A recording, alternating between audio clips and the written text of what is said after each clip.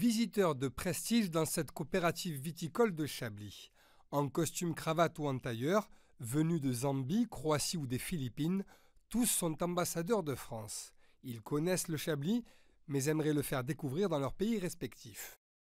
Pour l'instant, le vin est surtout sud-africain. C'est plus proche, c'est moins cher, ils le connaissent mieux. Voilà. Mais nous, on fait des opérations, une opération Beaujolais nouveau. Au 14 juillet, on sert des vins français, notamment du Chablis. On en servait en Zambie.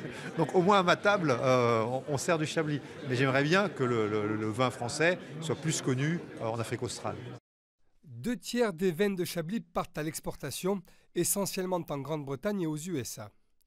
Après la découverte des cuves et de la mise en bouteille, les ambassadeurs dégustent différents crus. Pour les producteurs locaux, une première étape vers de nouveaux marchés potentiels. Tout à l'heure, il y a justement un ambassadeur qui s'intéressait, qui voulait savoir comment il pouvait faire importer les vins de Chablis dans son pays, la Moldavie en l'occurrence.